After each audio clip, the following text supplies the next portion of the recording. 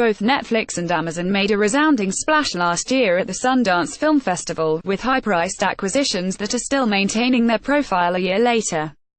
Netflix picked up Mudbound, which has been gaining momentum in awards races, for $12.5 million. The Big Sick, now also an awards contender, was picked up by Amazon for $12 million and went on to make more than $42 million.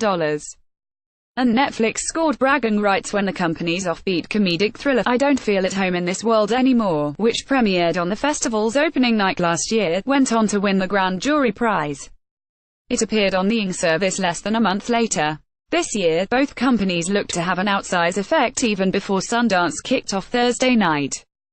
Netflix came into the festival with narrative feature, Private Life, one of this year's opening night selections, from writer-director Tamara Jenkins, as well as Joshua Marston's Come Sunday, and David Wayne's A Futile and Stupid Gesture. The company also has a number of documentaries in the festival program, including the feature, Seeing All Red, directed by Sophie Sarton and Roberta Grossman, the series, Wild Wild Country, directed by Chapman Way and McLean Way, and the shorts, The Trader, directed by Tamta Gabri-Chidze, and Endgame, directed by Rob Epstein and Jeffrey Friedman.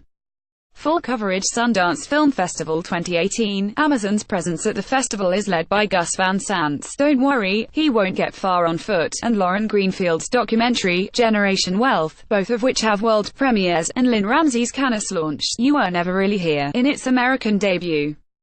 For all the emphasis on the disruption of industry norms by Netflix in particular, said Ian Bricker, director of content acquisitions at the company, Netflix views a festival like Sundance much as a more traditional distributor does, as both a launching pad for titles and a vehicle for discovering new movies to acquire and new filmmakers to work with in the future. It's probably more alike than it is different, said Bricker, comparing Netflix's approach to that of other distributors. Last year, the company acquired a number of titles out of the festival on both the fiction and documentary sides, including Dee Reese, Mudbound, and Marty Noxon's To the Bone. This year, Netflix will release A Futile and Stupid Gesture on its Ing platform just days after its Sundance premiere. The company plans to wait to release Private Life until sometime later in the year, possibly with other festival appearances along the way.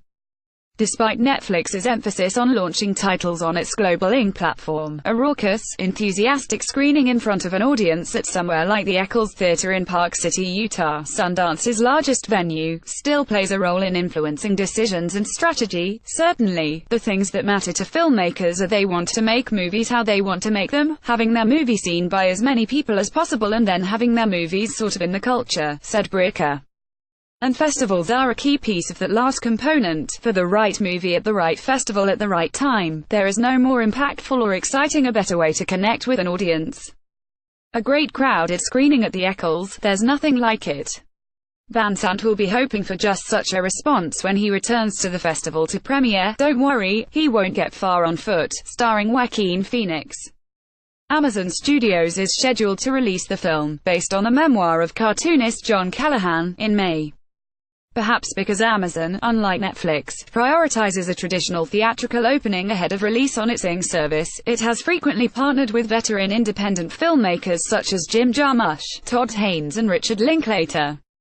Amazon studio executives declined to comment on their strategies ahead of the festival. Although this is Van Sant's first picture with Amazon, he has a long relationship with Sundance beyond simply as a filmmaker, having been on the jury and appearing for talks and retrospective screenings. His 2002 movie, Jerry, is his only previous film to have premiered in Park City, and Don't Worry will bow in the same theater.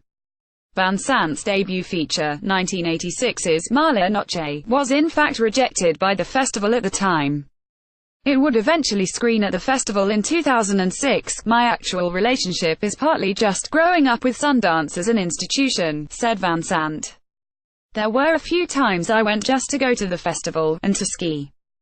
So I have been there quite a bit. For Netflix, with ambitious plans to release 80 original films in 2018, festivals remain a key component of its overall strategy, and something Bricker believes is ideally suited to the company's commitment to giving subscribers instant access to content. The festival conversation, whether it's Mudbound, at Sundance, Gerald's Game, at Fantastic Fest or Okja at Cannes. Obviously, the reach of the conversation is way broader and deeper than any kind of traditional marketing or traditional theatrical release apparatus, said Bricker. There are strong cases to be made for all models of release, but that's the thing we are uniquely suited to and do uniquely well.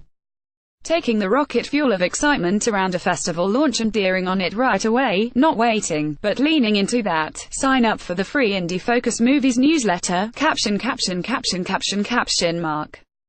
Olsen at latimes.com. Follow on Twitter at Indie Focus, Sundance Film Festival, Netflix, Amazon.com, Joaquin Phoenix.